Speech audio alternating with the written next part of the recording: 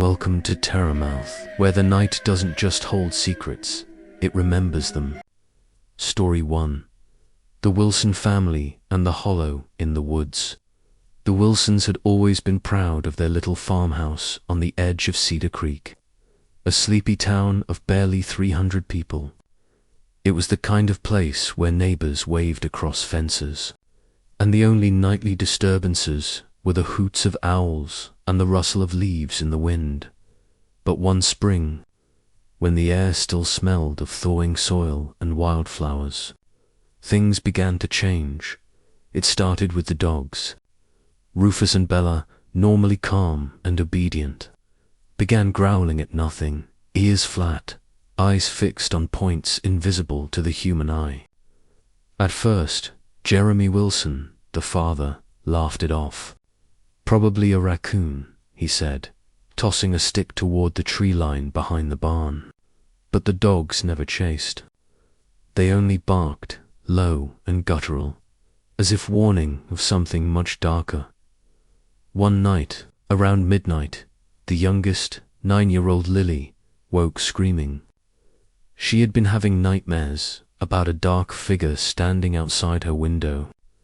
Her parents rushed in, brushing it off as a bad dream, but when they peeked outside, the yard was bathed in a pale, silvery glow moonlight perhaps, but oddly too bright, too focused. The trees at the far edge of the property cast impossibly long shadows that seemed to reach toward the house. The next morning, Jeremy went to inspect the edge of the woods. There was something strange in the mud, a series of footprints. Large, humanoid, but elongated, with fingers too long and nails like claws. They ended abruptly in the dense forest, vanishing as if whatever made them had simply sunk into the earth. By the second week, the Wilsons noticed other anomalies. Lights in the trees that moved but made no sound. Low humming in the air that caused the hairs on the back of their necks to stand. And a strange sensation that someone or something was always watching from just beyond sight. The local sheriff shrugged it off when Jeremy called. "Kids seeing things, maybe," he said, though his eyes lingered a little too long on the forest edge. Then came the whispers, at first, faint murmurs at night, so soft that they could be mistaken for the wind. But soon the whispers became words, clear and deliberate. Names, the names of each family member. Lily heard hers first, soft and silky, calling her to the woods. She refused, hiding under her blanket, but the sound followed her throughout the night, echoing in corners, bouncing off walls. One evening, Jeremy and his wife, Melissa, saw it together. A figure, tall and thin, with limbs that bent at impossible angles, standing at the tree line. Its face was featureless, smooth and dark, but its presence was magnetic, drawing the light toward it. The air around it shimmered, and a cold, biting wind swept the yard. Despite the still spring evening, fear gnawed at the Wilsons, but they tried to carry on with daily life. They didn't leave, how could they? The farm had been in Jeremy's family for generations, but the tension escalated. Meals were eaten in silence. Sleep was fragmented, and even the dogs refused to go near the woods, barking relentlessly whenever the family dared approach. Then one night, Jeremy awoke to a sound that made his blood run cold, a rhythmic tapping, like long nails against wood, coming from the walls of the house itself. When he switched on the lights, nothing was there, but the windows, all of them, were streaked with mud footprints, elongated and inhuman, leading nowhere, as if the house had been circled by something unseen. Melissa suggested they call in someone from outside, a paranormal investigator or at least a friend familiar with local legends. But as soon as the suggestion was made, the whispers intensified, low and growling now. crawling through the floorboards and walls. "Don't leave," they said. "Stay. Forever." The Wilsons tried to rationalize, tried to ignore it, but every evening, the figure grew closer, the lights deeper, and the whispers louder. By the time the children were too frightened to sleep without lights on, the parents realized something chilling. This wasn't a spirit haunting the forest. It was something tied to the family. Something that knew them, that waited for them, that had watched generations of Wilsons before them. The hollow in the woods, as the locals called the forest, had claimed more than just the Wilsons' peace of mind. And it was patient, cunning, and alive in ways the human mind could scarcely comprehend. By the end of the first week of May, the Wilsons had made one thing clear to each other. They were trapped, and whatever it was, whatever had been living in the hollow for decades and centuries, maybe it had noticed them. Asterisk, by the second week of May, the Wilsons' lives had become a waking nightmare. Each day bled into night, the forest pressing closer with every whisper, every movement in the shadows. Even the town felt alien. Neighbors looked through them, their smiles too wide, eyes vacant, as if they knew something the Wilsons didn't or were part of it. One night, Melissa awoke to the sound of whispering in Lily's room. She crept down the hall, her heart hammering, and froze at the doorway. The little girl was sitting upright, eyes glazed, staring at the corner where the shadows pooled unnaturally. "Lily," Melissa whispered. No response. Then a voice, her own name, soft, elongated, and coming from the corner, echoed in the room. Melissa stepped closer. The air grew icy, frost creeping across the window panes. The shadows shifted and coalesced into a tall, thin figure, its limbs bent at impossible angles, its faceless head tilting as if observing, understanding. The figure extended a hand toward Lily, who rose slowly, moving without hesitation. Entranced, Jeremy burst into the room, grabbing his daughter just as the shadow's hand brushed her shoulder. A scream tore from Melissa's throat as the house itself seemed to groan. Walls stretched, the floors shivered beneath them, and the whispers multiplied into a deafening chorus. "Stay. Stay forever. You belong here." They bolted outside, dragging Lily with them. The fog rolled over the yard like liquid smoke, thicker than before, smelling of damp earth and something metallic. Figures emerged from the mist. Elongated shapes, their faces featureless, their movements fluid but unnatural. And at the very edge, the original entity, the one that had watched them for weeks, loomed impossibly tall. The family ran through the yard toward the barn, hoping to escape, but the land had shifted. Paths curved impossibly, fences twisted, and the forest seemed to stretch farther, deeper. Each step brought them back to the same clearing, same shadows, same inevitable confrontation. Desperation took hold. Jeremy grabbed a shovel, swinging it blindly at the mist. It passed through, meeting nothing. Melissa screamed for help, for God, for anyone. The shadows pulsed with awareness, responding to fear like a predator savoring prey. Suddenly, Lily's voice rang out, not her own, but echoing with a depth, a resonance that was alien. "It's waiting." She turned toward the figure. Her eyes were black, voids of understanding that no child should ever possess. Jeremy and Melissa exchanged a horrified glance. They realized the truth. The hollow did not want to harm them in the way of death. It wanted to consume their essence, their memories, their very identities, folding them into the forest so that one day they would join the others perfectly preserved, eternally watching, eternally whispering. Melissa made a decision. She pulled Lily away, running for the road. Jeremy followed, screaming, shouting for the town that had always been their home. But the hollow had grown stronger, aware, and it moved with the patience of centuries.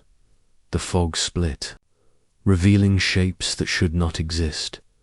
Families long lost, their eyes hollow, their mouths moving in silent instruction, guiding Jeremy and Melissa into a trap. The road twisted before them, the trees forming an archway that seemed to breathe, drawing them forward.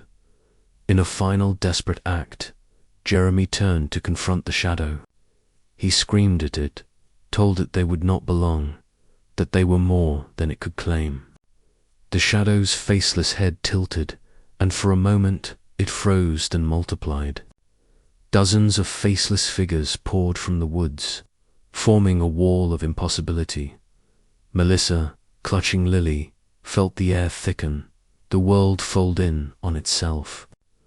The whispers became voices, dozens, hundreds, all saying, "You cannot leave. You are remembered. You are ours," and then silence. The next morning, the town of Cedar Creek awoke to the Wilson farmhouse empty. Doors locked from the inside, beds undisturbed, meals uneaten. The only trace of the family was a series of elongated footprints in the yard, disappearing into the forest, and a single child's laughter echoing faintly on the wind. No one dared enter the hollow, not after that. Stories circulated, lights moving behind the trees, shadows that bent the wrong way, whispers calling names that hadn't been spoken in years. And every so often, a traveler passing through Cedar Creek claimed to see figures in the mist. A man and a woman, a little girl, standing at the edge of the forest, watching, waiting, smiling politely, as if they had always been part of the town. The hollow in the woods had claimed new residents, and it would never forget them. Story 2. The Harper Family and the Vanishing Road. The Harper family had always loved the quiet life in Ashwood, a remote town nestled between rolling hills and thick pine forests. It was a town where everyone knew each other, and life moved slowly, like the river that ran past the edge of town. But one weekend, a drive that should have been ordinary turned into a nightmare they could never escape. It began on a Saturday evening. Mark Harper, a history teacher, decided to take his wife, Ellen, and their 2 children, Sophie and Ryan, on a scenic drive along the old highway that cut through the forests outside town. The road was known for its beauty, especially at sunset, when the golden light filtered through the trees and turned the canopy into a fiery spectacle. As they drove, the kids sang along to the radio, and Ellen pointed out unusual bird nests and glimpses of deer in the shadows. Everything seemed normal, even serene, until they noticed the fog. Thick, unnatural fog began rolling across the road, and the last hints of sunlight vanished faster than they should have. Mark slowed the car, frowning. The road ahead seemed longer. Curves appeared where there had been straight stretches, and the familiar markers, the old stone wall, the split-rail fence, the abandoned sign for an old gas station, were gone. The trees leaned closer to the car, branches scraping the roof, though no wind blew. Sophie asked why it was so dark, and Ryan shivered in the back seat. Ellen touched Mark's arm, her fingers trembling. "This isn't right," she whispered.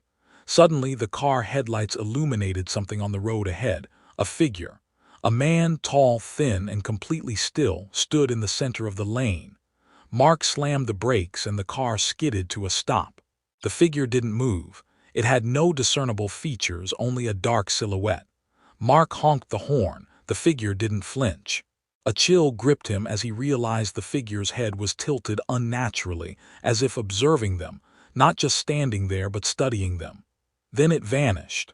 1 second it was there, the next it was gone. Mark's heart pounded. "Keep driving," he muttered, trying to regain control. But the road had changed. The trees now formed a tunnel that twisted in ways that defied logic, and the fog had grown denser, wrapping the car in a suffocating embrace. Minutes or hours, it was impossible to tell, passed with no sign of civilization. The radio had gone static, the GPS dead. And then came the whispers, soft at first, almost indistinct but growing louder coming from outside the car.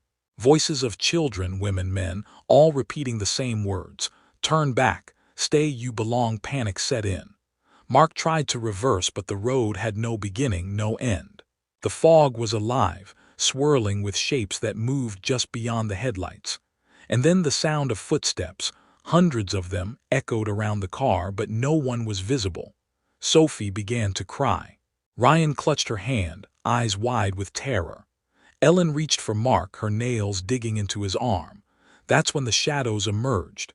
Figures, tall and thin, with limbs bent at impossible angles, appeared at the edge of the fog. Their faceless heads tilted in unison, as if aware of the family's every heartbeat. Mark tried to accelerate, but the car lurched forward and backward, refusing to respond. The shadows moved closer, their forms bending reality, stretching the edges of the road. The air became icy. Each breath came out as mist, even though the night was warm. Through the fog something else appeared, faint lights hovering midair, lanterns, or something more sinister. They formed a ring around the car, spinning slowly, casting the forest into surreal, flickering shadows. And inside that ring the whispering became words, directly in the family's minds. You cannot leave. You are ours now. Mark knew they were trapped. The forest itself was alive, a predator, folding space and time, feeding on fear. He grabbed the door handle, willing the car to move. He shouted for his family to stay calm, but the whispering intensified, and the headlights flickered, revealing fleeting glimpses of figures standing in impossible positions, on the roof, in the trees, leaning through the windows. But whenever he blinked, they were gone. A sudden movement caught his eye. A little girl, pale and transparent, standing behind the rearview mirror, her lips moving in silence. Then Ryan screamed. The same ghostly figure appeared in the back seat beside him. Mark spun the wheel desperately, tires squealing. The fog thickened to a solid wall. And then, the impossible. Mark saw the familiar gas station up ahead, but twisted, decayed, as if abandoned for decades, with signs in languages he didn't recognize, and windows that seemed to look back at him like eyes. The car rolled to a stop. Silence fell. No whispers, no shadows, no fog, only the ruined gas station and a faint wind whispering through broken signs. Mark opened the door, stepping out cautiously. The world felt unreal. He looked back at the road behind them. It was gone. No asphalt, no guardrails, no familiar markers, only endless forest stretching into darkness. He realized with a sinking heart that they had crossed into a place that should not exist, a dimension folded within the forest itself, a trap for those who dared to enter after dusk. The Harper family stood frozen in front of the decayed gas station, the silence pressing down on them like a living thing. Mark's hand shook as he held the car door, and even Ellen, always calm and rational, seemed swallowed by fear. Sophie clung to her mother. Ryan buried his face against his father's chest, and the air smelled faintly of wet soil and something older, something rotting in the depths of the forest. Mark took a cautious step forward, the gravel crunching unnaturally loud under his boots. Every instinct screamed to run, but the road behind them had vanished completely. Not just the asphalt, the entire path, as if it had never existed. Then movement caught their eyes. Figures emerged from the shadows, tall, spindly, faceless forms, with limbs bent at impossible angles. They moved silently, gliding rather than walking, their heads tilting in unison. The family backed away toward the gas station, hoping for shelter, but the structure was warped, walls stretching and contracting subtly, as if breathing. Inside, flickering lights revealed glimpses of objects. Cracked bottles, rusted shelves, and old newspapers with headlines from decades ago, but none matched reality. Everything was wrong, out of time, out of place. The whispering returned, this time coming from the very walls. You belong, Sophie screamed as a shadow passed through the window, leaving condensation in the shape of a hand. Ryan started crying, pointing toward a reflection in a broken mirror. Dozens of ghostly faces staring back at them, their mouths moving in silent screams. Mark grabbed Ellen's hand. "We have to move. We can't stay here." As they tried to leave, the air shifted. The ground beneath them became soft, almost liquid, swallowing their feet with every step. The shadows moved closer, their forms flickering like candle flames, bending reality with their presence. It was then that the whispers became voices. Children laughing, men and women calling their names, beckoning them into the forest. A sudden flash of light illuminated a clearing behind the gas station. For a brief moment, the family saw a normal road, lined with familiar markers. Hope surged in Mark's chest. He ran toward it with Ellen and the children, but the shadows followed.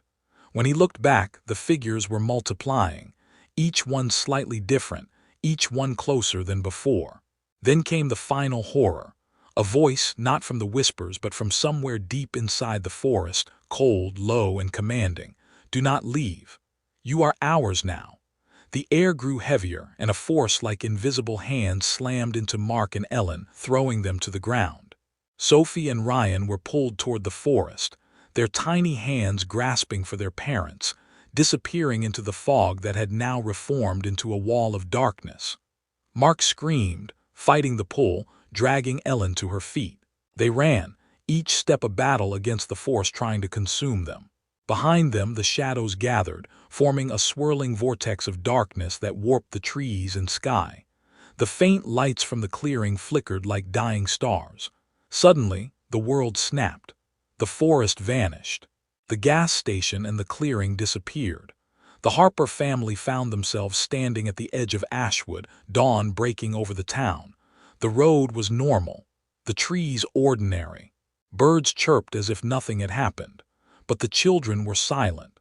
Sophie and Ryan stared ahead, eyes wide, blank, as if they had seen through the veil of reality and brought a piece of it back with them.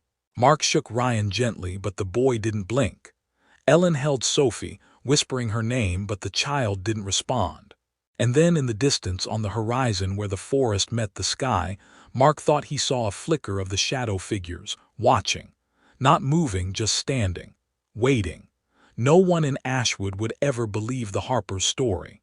The town seemed untouched, ordinary, the sun shining on a road that led nowhere strange. But Mark, Ellen, Sophie, and Ryan carried the memory in their bones. The knowledge that a place existed just beyond the edge of the forest. A place where time, space, and reality bent.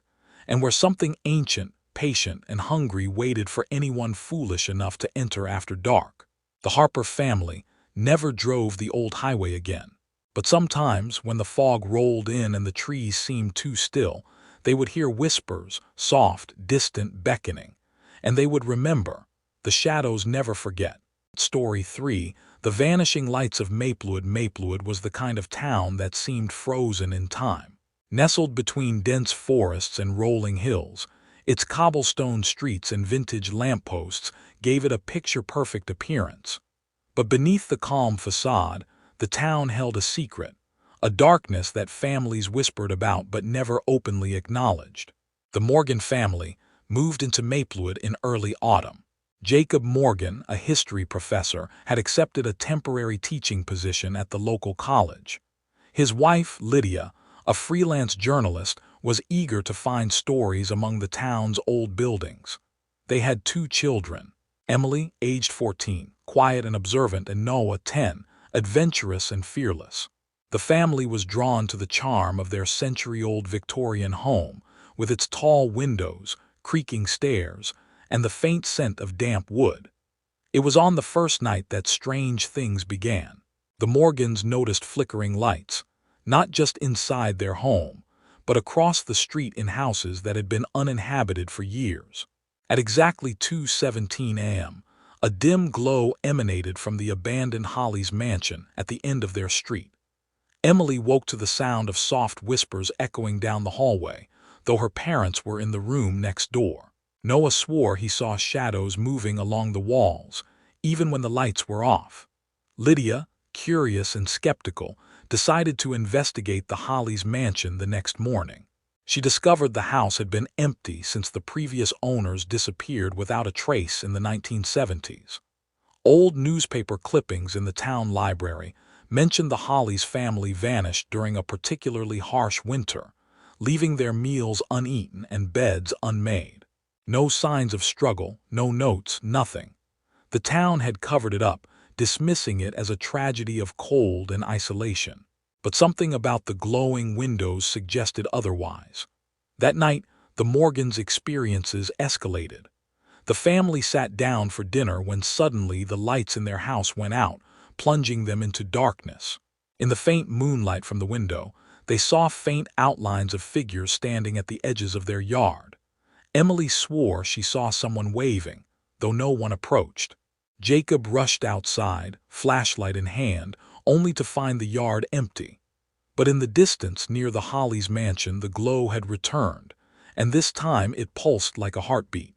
Over the next week, the lights appeared nightly, always at 2:17 a.m., following a strange rhythm. Emily and Noah began to hear faint footsteps in the hallways and doors creaking open on their own. Jacob tried to rationalize the events, faulty wiring, overactive imaginations, but Lydia was convinced there was more to it. One evening, determined to uncover the truth, Lydia ventured into the forest behind their home. She followed the dim light filtering between the trees, feeling an unnatural chill in the air. The light led her to a clearing where she found remnants of an old campsite. At first glance, it seemed abandoned, but as she examined the ground, she noticed strange symbols carved into the earth, symbols she had seen in the Hollies family archives at the library. They were circular, intricate, almost like a ritualistic language. Suddenly, a low hum filled the clearing. The temperature dropped sharply, and Lydia felt an unseen presence pressing in on her. Panicked, she ran back home, but when she opened the door, she froze. In the living room, the furniture was arranged differently, as though someone had meticulously staged it. On the coffee table was an envelope addressed to her, in handwriting that she did not recognize. Inside was a single photograph. The Hollies family, smiling in front of their mansion, except their eyes were black voids, as if they had been erased. Written in red at the bottom was one word: join. Jacob, Lydia, Emily, and Noah were now trapped in a nightmarish cycle. Each night, the lights grew brighter, the shadows more defined, and the whispers more intelligible. Emily began sleepwalking, wandering toward the mansion, while Noah claimed he could hear voices calling his name from the forest. The town seemed indifferent, almost complicit, as if Maplewood itself wanted to keep the Morgans tethered to its dark past. One night, Jacob decided to document the events. Setting up cameras in the living room, he hoped to capture the anomalies and prove they were not imagining things. What he caught on tape was far worse than he anticipated. Shadows stretching impossibly long, figures flickering like broken film, and whispers forming words that chilled him to the bone. You cannot leave. The light will guide you. The family awaits. Terrified but resolute, Lydia delved deeper into the town archives. She discovered a pattern. Every 10 years, a family moving into Maplewood disappeared under mysterious circumstances. Each family had children, and the disappearances coincided with the exact time the lights appeared, 2:17 a.m. The Hollies family had been the last documented victims, but the town had covered up the cycles since the early 1900s. The lights, the symbols, the forest clearing, they were all part of something ancient, something that demanded sacrifice. As the next 2:17 a.m. approached, the Morgans could feel a malevolent anticipation in the air. The lights outside grew almost blinding, illuminating the entire street in a ghostly glow. Emily and Noah's eyes reflected the light, wide and unblinking, as if they were no longer entirely themselves. Jacob grabbed his children and ran toward the basement, believing it to be the safest place in the house. But as he reached the stairs, the air thickened and a voice, not human, not fully alive, whispered, "They belong to us now." The house shook violently, doors slamming, windows rattling, the glow seeping through every crack. Lydia clutched a family heirloom, a small silver locket, hoping it might protect them. Outside, the forest seemed to come alive, shadows stretching into impossible shapes, figures moving in unison as though the trees themselves were watching. And then, just as suddenly as it began, the chaos stopped. The lights vanished. The shadows retreated. The air returned to normal, but a sense of foreboding lingered. Something had marked the family, something that would not let them go. The Morgans realized the cycle was far from over. They were not just visitors in Maplewood. They were the next chapter in a story that spanned generations. And whatever waited in the mansion and the forest was patient, cunning, and utterly relentless. The Morgans barely slept that night. Every creak of the house, every rustle from the forest made their hearts race. Emily clung to her mother, while Noah refused to speak, his eyes fixed on the empty hallway as though he could see beyond the walls. Jacob felt an oppressive weight pressing down, a sense of inevitability he could not shake. Maplewood wasn't just haunted, it was alive, and it had claimed families for over a century. At exactly 2:17 a.m. the glow returned. This time it was different, more intense, almost blinding. The shadows outside began moving in ways that defied logic, stretching along the street, then vanishing only to reappear closer, as if testing the family, herding them toward something unknown. Emily whispered a name, barely audible. Holly's. Her voice sounded hollow, strange, as if it wasn't really hers. Jacob grabbed the children, insisting they hide in the basement. Lydia followed, clutching the silver locket tightly. The basement door slammed shut behind them on its own, plunging them into darkness. At first, they thought they were safe. But then the whispers returned, louder, urgent, echoing from the walls. Join, join, join us. Suddenly, the lights from the mansion appeared through the basement windows, a distorted, unnatural glow that defied the angle of the walls. The air vibrated with a low, humming sound, like 1,000 voices chanting in unison. Shadows seeped through the cracks, twisting into grotesque, humanoid forms. The Morgans were paralyzed with fear as figures moved closer, their eyes hollow voids, their mouths stretched unnaturally wide. Noah whimpered, pointing toward the far corner. Jacob turned and nearly screamed. A figure identical to Noah, but taller, older, its eyes completely black, stood there.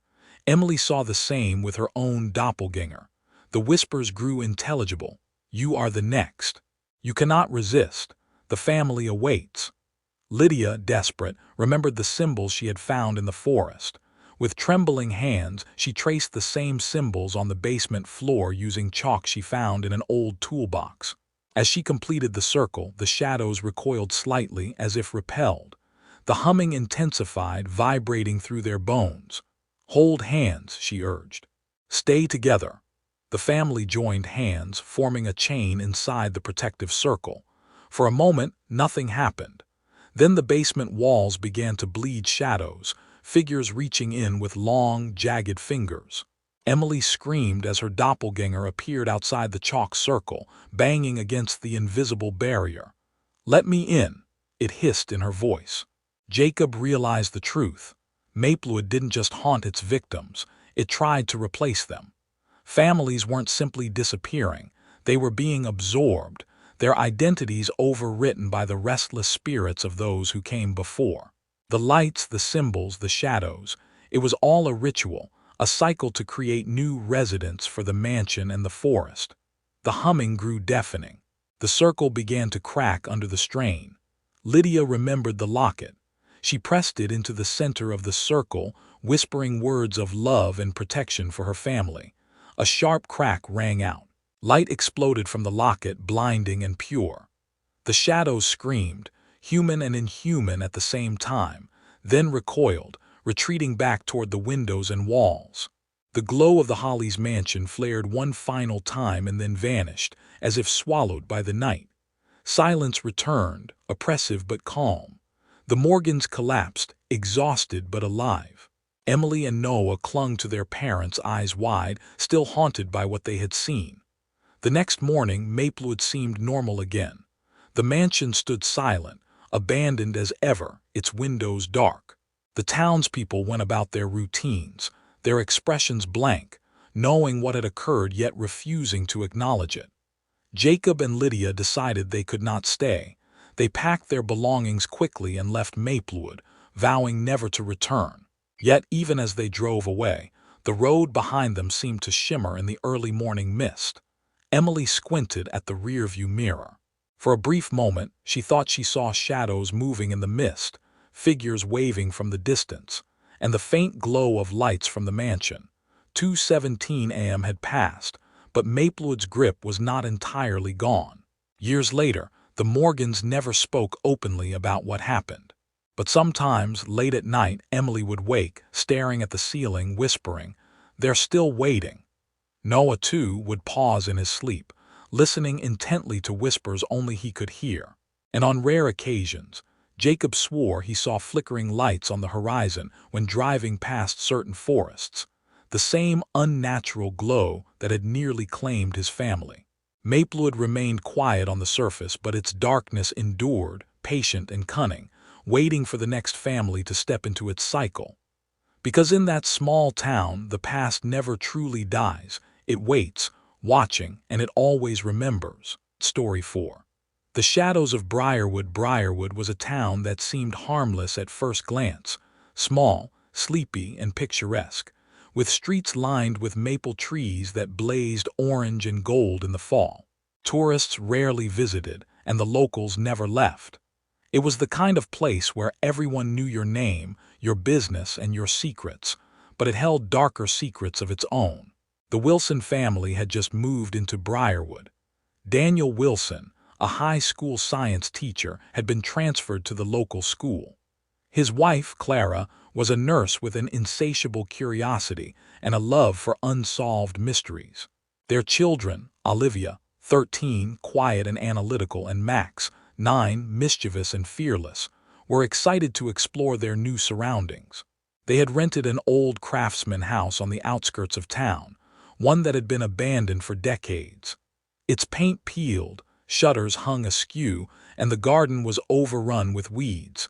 But the Wilsons were drawn to its charm and history. On their first night, strange things began. The children complained about whispers echoing through the halls and the sound of footsteps in rooms they weren't in. Daniel tried to dismiss it as the house settling, but Clara noticed something more troubling. Every night at exactly 3:03 a.m., a soft orange glow emanated from the attic window. It pulsed rhythmically, almost like a heartbeat. Olivia, who had a keen eye for detail, discovered that the glow seemed to respond to the family's movements. If they were upstairs, it dimmed. If they were downstairs, it flared brighter. Max swore he saw shadows moving behind the curtains and claimed that the house was watching them. Curious and concerned, Clara decided to investigate the attic. She climbed the narrow staircase, her flashlight cutting through the darkness. The attic smelled of damp wood and decay. Among the cobwebs, she found an old journal belonging to a family named the Carvers, who had lived in the house in the 1960s. The entries began innocuously enough, daily routines, local gossip, but the tone changed abruptly. The last few entries were frantic. "They are in the walls, they watch, the orange light will call, we cannot escape." That night the glow in the attic window intensified. Olivia and Max awoke to the sound of muffled crying, a sound that seemed to come from inside the walls themselves. The parents tried to comfort them, but the crying grew louder, more urgent. Clara approached the wall in the children's room and pressed her ear against it. Her heart nearly stopped. Behind the plaster she could hear whispers, soft yet distinct. "Join us. They are waiting." The next day, Clara spoke to a local historian, Mrs. Halloway, who lived down the street. Mrs. Halloway's eyes widened when Clara mentioned the orange glow. She hesitated, then spoke in a hushed voice. "The Carvers weren't the first. Every 20 years, a family moves into that house, and each disappears within the year. The attic light, it's always the same. Briarwood has its ways." That evening, the family experienced something far worse. The attic light flared violently, sending the entire house into shadows that seemed to move independently. Doors slammed, furniture shifted, and walls rippled as though the house itself were breathing. Olivia and Max were drawn to the staircase, their feet moving of their own accord. Daniel tried to grab them, but invisible force seemed to push him back. Clara, desperate, grabbed the journal from the living room and noticed a folded paper tucked inside. It was a crude map of the house with a circle drawn around the attic, annotated with cryptic symbols she didn't recognize. The night worsened. The glow in the attic became blinding, and then a figure appeared in the window, a man tall, featureless, with eyes like black pits. He waved slowly, beckoning. Olivia and Max started walking toward the attic, trance-like, whispering, "We have to go. They are waiting." Daniel and Clara realized that Briarwood's horror was not passive. It was alive, intelligent, and patient. The town itself, the house, and whatever resided in the attic were all connected, all part of a force that fed on families, one by one. Panic surged through them as the shadows in the living room coalesced into human shapes, surrounding the family. Their voices were distorted, echoing, "Join us, accept the light. Forever." Clara remembered the map symbols and frantically tried to replicate them in chalk on the floor. As she finished the circle, the shadows recoiled slightly, but the force pressing against them intensified. The children's trance deepened. They no longer recognized their parents. Olivia's and Max's eyes began to glow faintly orange, reflecting the light from the attic. Daniel grabbed Clara's hand, trying to pull the family together. The whispers became deafening, a cacophony of voices demanding obedience. The attic light flared one final time, and the walls seemed to bend inward, creating a vortex of shadow and fire. Just as the vortex threatened to consume them, the front door burst open with a gust of wind. The town itself seemed to exhale, and for a split second the chaos paused. The shadows flickered, the glow dimmed, and the family was left trembling but alive, aware that they had narrowly escaped Briarwood's grasp for now.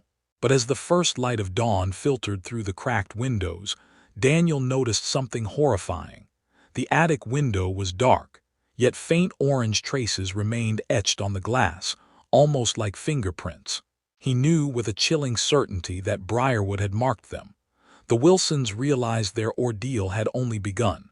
The house, the town, the shadows, they were patient. They waited and they would return. And somewhere in the attic, the orange glow still pulsed, counting down to the next night. The Wilsons barely slept that first night after the attic incident. Every sound, the creak of the floorboards, the sigh of the old house, even the wind brushing against the windows, felt amplified, ominous, alive. Olivia and Max refused to go near the staircase, their eyes wide and haunted. Daniel and Clara knew Briarwood was not merely a town with secrets. It was a living trap, feeding on curiosity and fear.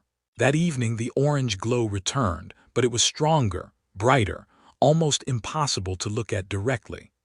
Shadows began crawling along the walls, stretching unnaturally, coiling like serpents. The figures Daniel and Clara had seen before, featureless, hollow-eyed specters, emerged, moving through the hallways as if the house itself were guiding them. Clara grabbed the journal and map frantically, trying to decipher a solution. The symbols, she realized, were not just protective, they were a guide to escape. The attic, the center of the light, was also the key. If the family could reach it together, perhaps they could disrupt the force before it claimed them. Olivia and Max, drawn inexplicably toward the staircase, began floating, their feet no longer touching the floor. Their eyes glowed faintly orange, reflecting the pulsating light from the attic. The shadows pressed closer, whispering, join us, forever." Daniel tried to grab them, but the shadows resisted, forming a wall of darkness that radiated a cold, suffocating pressure. Clara realized there was only one way. They had to confront the source. She led Daniel and the children toward the attic, tracing the symbols along the walls with chalk as they moved, forming protective patterns that repelled the shadows momentarily. Reaching the attic door, they found it sealed by an invisible force. The light beyond was blinding, and a figure emerged, taller and more terrifying than any shadow before. Its form was humanoid but distorted, its head twisting unnaturally as it stared at them with hollow voids for eyes. The whispers intensified, becoming a deafening roar, chanting their names.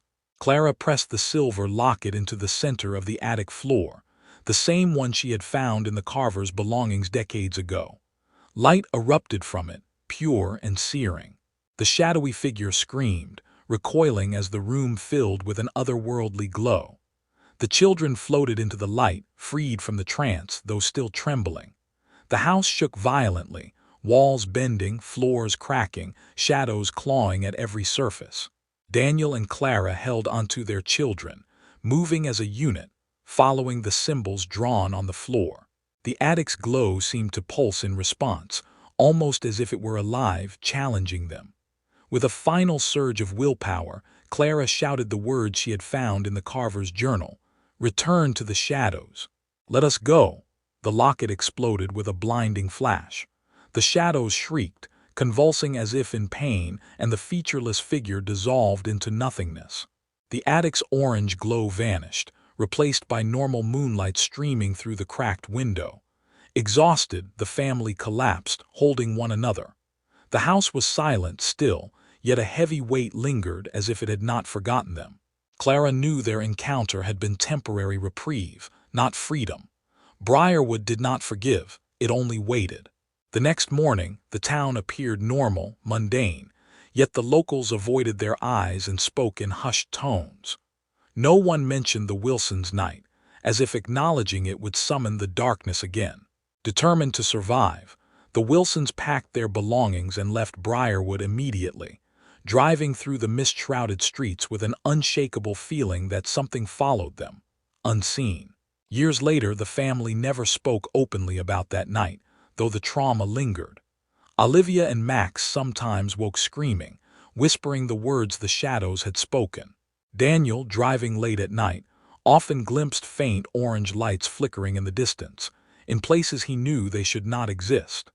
Clara, in quiet moments, would feel the chill of unseen eyes watching her, and hear whispers too soft to decipher. Briarwood remained a small, sleepy town on the surface, but its darkness endured, patient and cunning, claiming families over decades, feeding on fear and curiosity alike.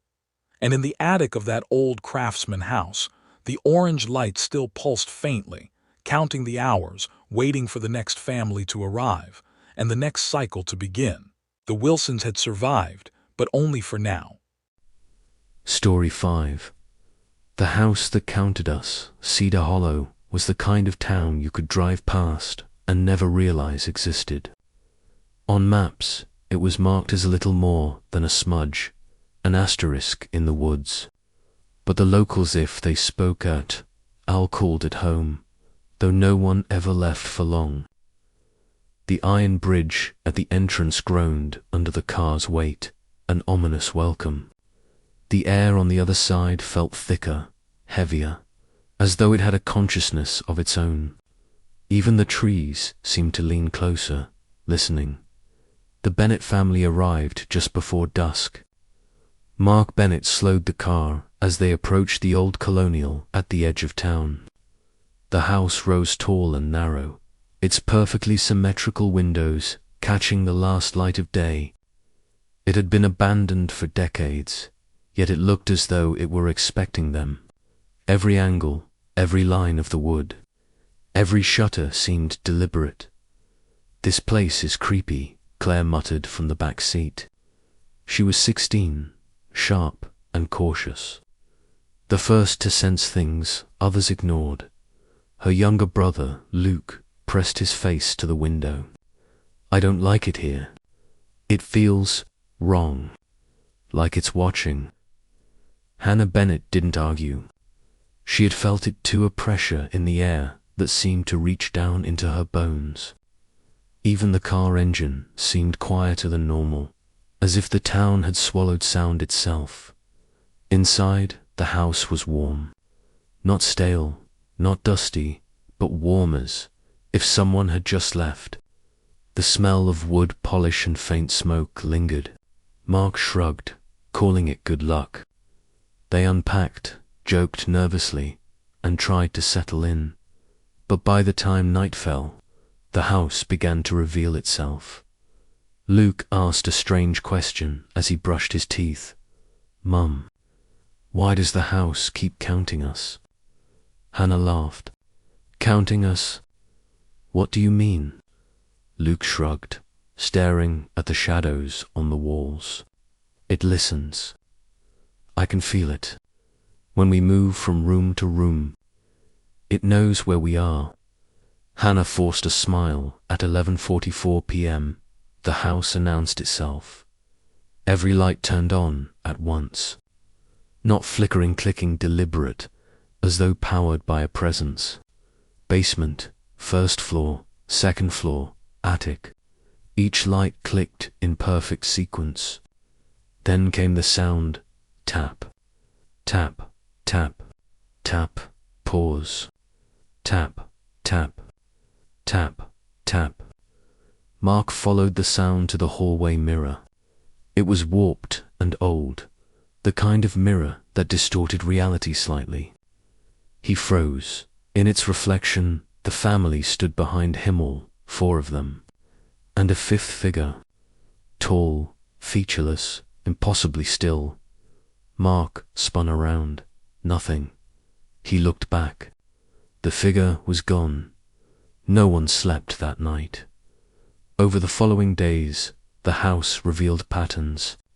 Stairs creaked exactly 4 times, no matter who walked on them. Doors only closed after everyone had entered a room. The dining table always had 5 place settings in the morning. Even after Hannah removed the extra one, Claire began to notice whispers in her room at night. Not words, just numbers. 4, 4, 4. She wrote it down. Playing it back revealed silence, yet her phone battery drained inexplicably fast. Luke refused to sleep alone, claiming the walls inhaled when they entered a room and exhaled when they left. Mark discovered the first hidden clue on the 5th day. A ledger behind a loose panel in the study wall. Names, dates, families. Every single entry listed for members. Every entry ended the same way. House complete. Hannah went to the town library, desperate for answers. The librarian, pale and trembling, avoided her gaze when the house was mentioned. "You shouldn't stay there," she whispered. "Why?" Hannah asked. The librarian leaned closer, voice quivering. "The house doesn't take people. It finishes them." That night, the tapping returned. Louder, insistent. The 4 taps repeated, but then, a 5th. The walls began to hum, vibrating like living muscle. Doors moved slightly. The air thickened, and a mirror in the hallway cracked. The spiderweb fractures spreading like veins. Claire and Luke clung to their parents, their eyes wide and unblinking. In the mirror, the 5th figure appeared again, smiling. Unlike any human smile, it stretched impossibly across its featureless face. The family tried to leave, but the hallways seemed longer, endless. The floors warped subtly beneath their feet, shadows stretching unnaturally. Each room they entered felt like it had been waiting. The house followed them. Hannah remembered something from the ledger, the strange symbols scrawled beside some family's names. She had copied them in her notebook. On impulse, she began to replicate the symbols on the floors and walls in chalk. Each line seemed to resist, almost pulsating under her fingers. The house responded. The tapping slowed. The shadows recoiled slightly. But the 5th figure remained, now visible at the edge of every reflection, every dark corner. It watched up. Mark realized the truth in a horrifying instant. The house didn't just haunt. It collected. It didn't care about fear, it wanted completion. Families of 4, for souls. Then the 5th, the house itself, the ledger the patterns, the counting. It was all preparation, and now the Bennets had been noticed. The air grew heavier. The house's walls pulsed. Lights flickered. Whispers turned into chanting. Complete. Complete. Join us. Luke screamed, his voice blending with the unnatural hum of the house. Claire covered her ears as the fifth figure stepped closer, silent, except for the distorted rhythm of its pulse. The chalk on the floor shimmered faintly. Hannah clutched her notebook, voice shaking. We have to stay together. But the house had other plans. Rooms shifted. Hallways twisted. The attic, long sealed, began to glow faintly orange, pulsating as if counting. Mark grabbed his family, running through corridors that no longer made sense. Every time they tried to open a door, it would close again, as though the house itself were corralling them. Claire, her hands trembling, glanced at a mirror. The fifth figure was there again, grinning. And now, faintly, Luke's shadow moved, differently elongated, slightly out of sync with his body. The house was marking them, testing them, counting them. Hannah realized what the librarian had warned. The house did not just take it finished, the last thing they heard that night.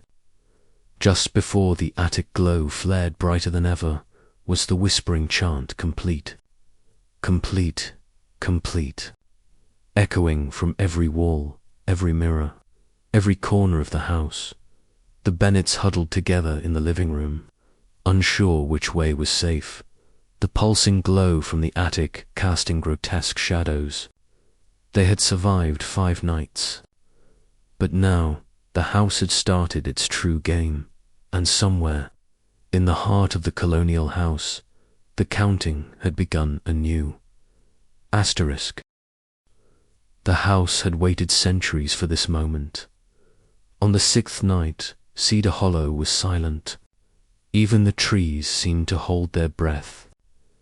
Inside the colonial house, the Bennet family huddled in the living room, hearts pounding in rhythm with the faint orange pulse emanating from the attic.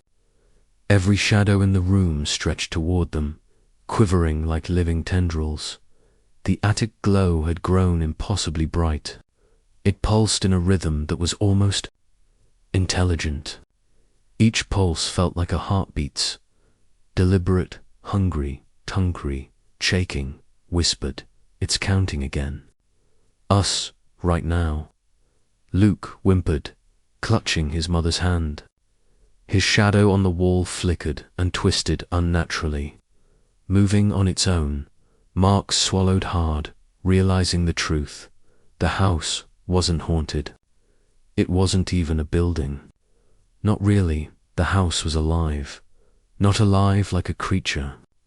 Not alive like a tree. Alive like a predator, calculating, patient, eternal. It was a collector of families. Families of 4. It had been designed, crafted, almost intentionally, to trap souls, to complete some unspeakable ritual. Each room, each wall, each beam of wood was a nerve ending, a mechanism, a counting device. The ledger, the patterns, the taps, the lights, they were all part of the house's mind, measuring the family, preparing them for completion. The 5th figure appeared again, stepping out of a mirror in the living room. This time it was no longer distant or abstract. Its black void eyes bored into Mark. Its smile stretched impossibly wide.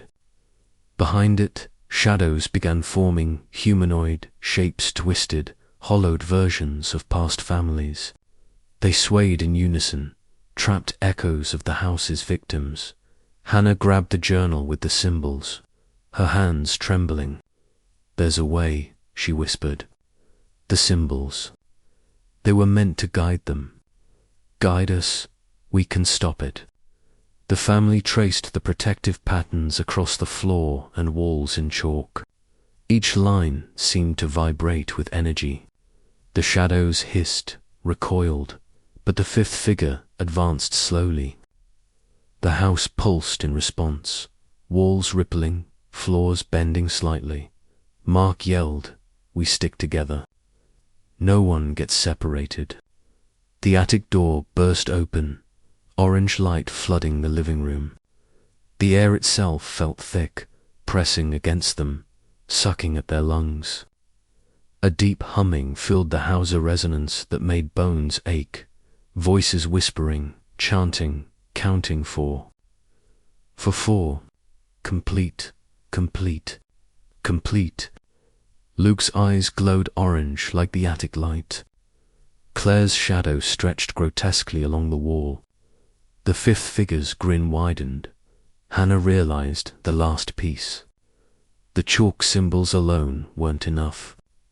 The silver locket they had found among the carvers, belongings hidden in a drawer, was the key. It acted as a conduit, focusing the house's energy, but could also disrupt it, if used correctly. Clutching the locket, Hannah stepped into the center of the largest symbol, drawing the family with her. The fifth figure hesitated, almost curious. "Now," she shouted. She slammed the locket to the floor. Light exploded in a blinding flare, white-hot, pure, cutting through shadows. The fifth figure screamed an impossible, hollow, resonating sound that made the walls shiver. The house convulsed violently. Furniture flew, doors slammed, the floor beneath them buckled. Shadows shrieked, twisting and collapsing into themselves. The ceiling stretched, then cracked open like the sky was tearing. Mark grabbed Luke and Claire, holding them tight. Hannah pushed herself to the edge of the light, chanting aloud from the journal, "Return to the void. Let the house be empty. Let it rest." The attic light pulsed once, twice, then exploded. Silence. The house, the shadows, the figure, they were gone. The walls stopped vibrating. The air cleared. The floors were still. The only sound was the family's ragged breathing. They collapsed together, trembling, alive. But the house had left its mark. Months later, the Bennetts had moved far away, never speaking of the events in Cedar Hollow. But sometimes, in the quiet of the night, they would see reflections in mirrors that weren't theirs. Sometimes, a faint orange glow flickered in the corner of a room, so subtle they could doubt it. Claire sometimes woke, screaming, whispering, "It's counting again."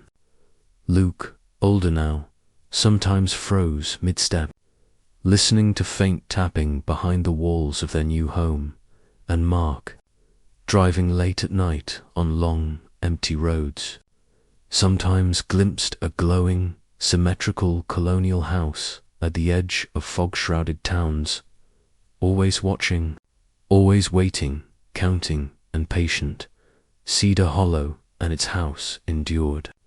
It waited for the next family of 4, the next family to complete its counting, and in the attic of that colonial house, if one listened closely, the faint rhythmic pulse of orange light could still be heard. Counting, waiting, hungry. Story 6. The vanishing Lake Merrick Falls was the kind of small town everyone assumed was ordinary. Nestled in the dense woods of northern Maine, it was surrounded by pine trees, hills, and one oddly still lake, the kind of lake that reflected the sky like glass, perfectly calm even on windy days. The townsfolk were polite but distant. They never spoke of the lake, and they certainly never entered it after sunset. The Harper family had just moved into town. Nathan and Emily Harper, with their teenage son Alex and young daughter Mia, wanted a fresh start after a messy city life. Their new house was charming, wooden 2-story, overlooking the lake. The first day was peaceful, almost idyllic. But the first warning came the night they arrived. Mia was playing in the living room when she screamed. She ran to Nathan, pointing toward the window. "Daddy, someone's swimming in the lake." Nathan looked outside. The moonlight glimmered on the water. It was still empty. "Probably just a reflection," Emily said, trying to reassure her. Mia shook her head. "No, there's someone. I saw a man standing in the water." Nathan tried to dismiss it, but as he stared at the lake, he felt it to a subtle wrongness. The surface shimmered unnaturally, almost like it was breathing. The next morning, the town librarian confirmed Nathan's suspicion. "Do not go near the lake at night," she warned. Her voice trembled. "Families have vanished there, and no one ever returns. Not even the animals." Nathan laughed nervously. "It's a lake. How dangerous can it be?" But that night, danger came knocking at exactly 10:13 p.m. The family awoke to an eerie sound, the soft splash of water. A pale, glowing figure appeared on the lake, floating unnaturally above the surface. Alex, sleepy and terrified, rubbed his eyes. But the figure didn't blink. It just stared. Its eyes were hollow, black voids, its mouth stretched into a grin too wide for a human face. The next few nights escalated. The figure returned, closer each time, always at the same time, always staring. Sometimes it appeared on the shore. Other times it would vanish into mist and reappear inside the house. Reflected in mirrors, Emily began noticing strange patterns. Water would leak from faucets that weren't used. The sound of dripping echoed when no pipe ran. Alex's room would feel damp, cold, as if the lake itself had invaded. One night, Mia vanished. Nathan and Emily were frantic. Alex insisted he saw her near the window, staring at the lake. They ran to her room. The window was open. The water's surface glimmered with a faint orange light, and in it, Mia's reflection stared back, but she was not there. They searched the lake until sunrise. Nothing, not a ripple, not a footprint. Just the still, glassy water, mocking them. The town finally admitted the truth. The lake was ancient. Native legends spoke of it as a gateway, a body of water that collected souls of the unwary, feeding them into another realm. Every so often, families disappeared, never leaving a trace. The Harpers were determined to save Mia. Nathan refused to call it supernatural nonsense. He insisted on understanding the lake. Emily, however, was terrified. She warned against confronting it. But Alex, enraged and stubborn, convinced his father that they had to go to the lake at night, confront whatever was taking his sister. The night they finally went, the air hung heavy with mist. The water was unnaturally still, reflecting an orange glow that shouldn't have existed under the moonlight. Shadows moved beneath the surface, coiling like serpents. The Harpers reached the shore. Nathan called out Mia's name. The water rippled. Slowly, impossibly, Mia's form emerged, not solid, but faint, flickering like a dying reflection. Her eyes were wide, her lips forming words they couldn't hear. Suddenly, a shadow rose from the lake. It was taller than a man, featureless, but radiating cold. It split into multiple forms, all coiling around the family, whispering numbers, times, dates, demands not Nathan understood. The lake didn't just take. It measured. It demanded payment. It demanded completion, and the Harpers had stumbled into its counting. Asterisk, the lake was patient. It had waited for centuries, silently beneath the blanket of fog that crept over Merrick Falls each night. The Harpers stood at its edge, hearts hammering, the mist curling round their ankles like living fingers. Mia floated in the water, or rather her reflection did, faint, flickering, almost translucent. Her wide eyes pleaded, but her lips didn't move. Nathan reached for her. As his hand touched the water, it rippled unnaturally, elongating into shadowy tendrils that wrapped around him. Emily and Alex. The shadows whispered numbers, counting in a low, vibrating chant.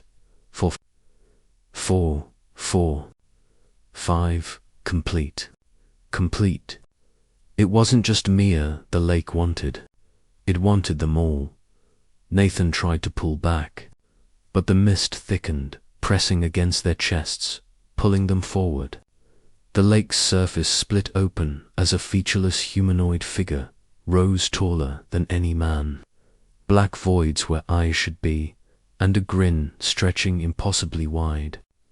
Behind it, multiple reflections of vanished families shimmered beneath the water, writhing like trapped fish. Alex screamed, "We didn't do anything. Leave her alone." The figure tilted its head, as if amused, then gestured. The water shimmered violently. Mia's reflection screamed, and suddenly she appeared in the air suspended above the lake, glowing faint orange. Emily's hand shot out. "Mia," the figure spoke, though no mouth moved. Its voice was a chorus of echoes, layered and unnatural. "They are not complete until all join the count." The Harpers realized the lake wasn't just a body of water. It was a gateway, a collector, a measure, an ancient predator. It didn't merely drown. It assimilated, taking families of 4, keeping them trapped between reflections, feeding them into its endless cycle. And Mia's disappearance had been a warning. Nathan remembered the librarian's warning, and a detail that had seemed trivial, the silver locket hidden in the house they rented on the shore. It was old, etched with symbols. He had almost forgotten it. This is it," he shouted. "It's the key. We have to use it." Emily and Alex nodded. Together, they held the locket over the water, chanting the symbols Nathan had memorized. The shadows recoiled, hissing in anger. The humanoid figure surged forward, trying to snatch the locket. The lake pulsed violently. Mist twisted into serpentine shapes, reaching for the family. Waves rose without wind, battering them. And yet, the locket's light grew stronger, cutting through the darkness. Mia's form wavered. "Daddy," she whispered, faint but clear. Nathan, with all his strength, hurled the locket into the center of the lake. It struck the water, sending a shockwave of blinding orange-white light. The shadows screamed. The humanoid figure dissolved into the mist, shrieking, and the trapped reflections of vanished families shattered like broken glass, drifting away in a cascade of light. The lake roared one last time, water churning violently before settling still quiet. As if nothing had happened, Mia fell into Nathan's arms, real, solid, trembling. Alex and Emily clung to each other, gasping for air. They were alive. For now, they ran from the shore as the first hints of dawn crept over Merrick Falls. The town seemed different, less welcoming, silent in a way that felt deliberate. The lake lay still, flat as glass, but a faint shimmer lingered like it had not forgotten in the following weeks. The Harpers moved far from Merrick Falls. They never spoke of the lake to anyone, but the terror had left its mark. Sometimes, when Mia looked in mirrors or windows, she would catch a glimpse of her own reflection, and behind it, faint, featureless shapes staring back. Alex occasionally heard whispering numbers at night. 4, 4, 4. Complete. And Nathan, driving past any body of water, sometimes glimpsed a flicker of orange light beneath the surface, reflecting eyes that were not his own.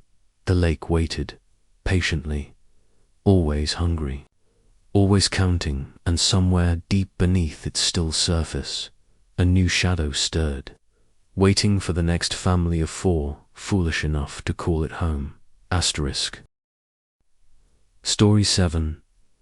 The echoing walls. Harper's Ridge was small, isolated, and the kind of town people didn't leave willingly, but newcomers found themselves unsettled almost immediately. The roads twisted like serpents, the houses leaned into each other as if conspiring, and a heavy, silent fog often lingered in the mornings. The Dawson family moved there in late October. Michael and Laura Dawson, with their twin sons Ethan and Caleb, sought a quiet life after the chaos of city living. Their new house was an old Victorian at the edge of town, one that had been abandoned for decades. The realtor had called it full of character. On the first night, as the wind rattled the windows, Caleb woke screaming, "There's a man in my room." He yelled. Michael and Laura rushed in, flashlights cutting through the dark. Nothing, but the closet door swung slowly, creaking, as if moved by unseen fingers. Ethan shivered, pointing at the wall. "I think it's listening," he whispered. The family dismissed it as nerves. The house was old, after all. Creaks, drafts, shadows, they were all expected. But Harper's Ridge had secrets. On the second night, Laura noticed whispers when she washed dishes late at night. Not words, just fragments of sound, echoes of past conversations, faint and unintelligible. The voice seemed to come from the walls themselves. By the third night, the whispers became voices, repeating numbers. 3, 3, 3. Doors slammed when no one touched them. Floors groaned under invisible weight, and the walls, painted a dull cream, began to show marks, scratches claw-like, forming patterns that no one could recognize. Ethan and Caleb reported seeing shadowed figures in corners, moving independently of any light. One night, the twins were convinced the walls themselves had moved. Narrowing the hallway as they ran, Michael tried to rationalize. "Old houses settle," he said repeatedly, though his voice lacked conviction. Laura, however, felt the house was alive, not in the sense of pipes and wiring, but sentient, watching, learning. The twins' drawings reinforced this. On each, a black figure loomed behind them, always in the same corner, though no one else could see it. The pattern escalated. One evening, the family gathered in the living room when the lights began, pulsing, not flickering, but like the heartbeat of the house itself. The whispering increased. 4, 4, 4. Complete. Suddenly, the walls began to swell, expanding slightly, closing in. The family huddled together as a figure emerged from the far corner, tall, faceless, featureless, its body made of shadow, and a grin stretching impossibly wide. It didn't move like a human. It glided. The family tried to flee, but each hallway led back to the living room. Each door they opened was mirrored by another door, closing them off. The house wanted counting. It wanted completion. Families of 4, Laura discovered a hidden panel in the basement. Inside was a ledger, similar to those whispered about in town legend. Names of families, dates, notes, house complete. The Dawson family realized the house wasn't merely haunting them. It was hungry, and it had been waiting for them by nightfall. The featureless figure moved closer, each step echoing as if measured in their hearts. The walls seemed to pulse, breathe, and watch. Caleb screamed, his voice joined by Ethan's and Laura's, but Michael froze. He could see the shadows within the walls moving in perfect unison, as if the house itself were counting. The family's terror reached a crescendo. The featureless figure extended a limb impossibly long, stretching like a black ribbon toward the twins, and then a sound came from the ceiling, for rhythmic taps. Then a fifth. It wasn't coming from the roof. It wasn't coming from the walls. It was coming from inside the house itself, inside them, counting them, testing them, measuring them. The Dawsons realized one horrifying truth.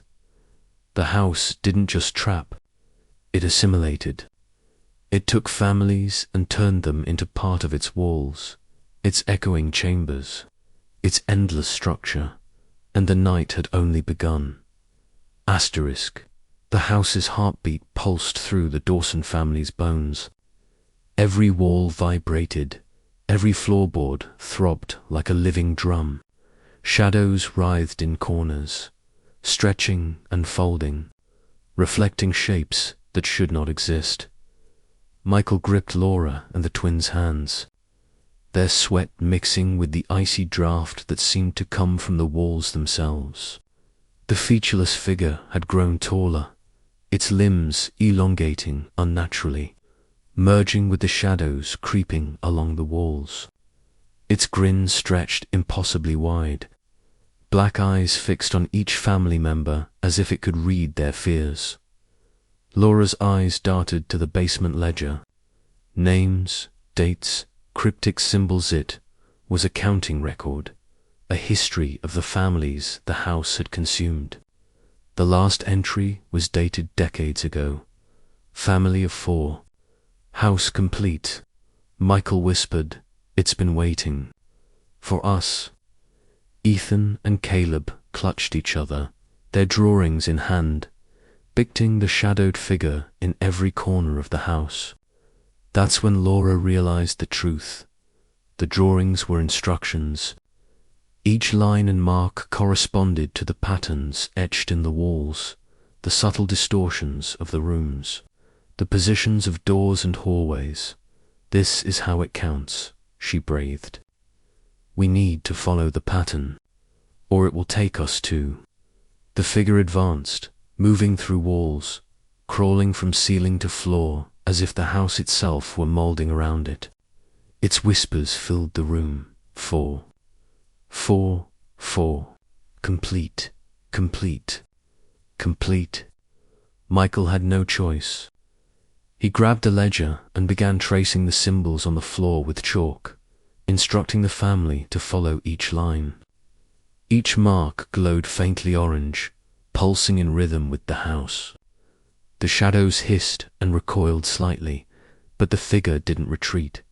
The house seemed to pulse with anger. Walls bent unnaturally, narrowing the hallways, stretching the ceilings. The family could barely breathe, but they pressed on. The chalk lines formed a circle centered on the living room where the figure loomed. Laura clutched the twins. "We have to complete it, together." The figure surged forward, attempting to assimilate the twins first. Their screams echoed in the house's warped acoustics, bouncing infinitely, multiplying. Michael slammed the ledger in the center of the chalk circle. The pages burst into light, orange, white, and pure. Slicing through the shadows, the figure shrieked a sound no human could survive. It convulsed, stretching and warping as the chalk patterns flared. The walls quivered violently, then splintered, releasing the countless echoes of families trapped within the house's structure. The whispers turned into a chorus of screams, then faded. "Mia, wait, not Mia." Ethan and Caleb's drawings lifted into the air, glowing and dissolved. The figure was gone. The walls returned to normal, still, silent. The house had released its hold, but not without leaving scars. The Dawsons collapsed, exhausted, shaking, staring at the now inert house. Dawn was breaking, mist curling round the Victorian structure. It looked like a simple old house again, nothing more. But the family knew better. Months later, they had moved far away. The house remained in Harper's Ridge, abandoned, silent, but whispers sometimes travelled through the fog. Travellers reported the faint sound of counting carried by the wind, and in photographs the family kept from that night, shadows appeared behind them, featureless, grinning, watching, counting, even though the Dawsons survived. A part of them, their echoes, remained inside the house. The walls remembered. The house waited, always counting, always hungry. The featureless figure might be gone for now, but the next family of 4, foolish enough to enter Harper's Ridge, would learn the same. Truth, the house does not forget. It only waits. Thanks for watching. Like, comment, and subscribe. Terrormouth.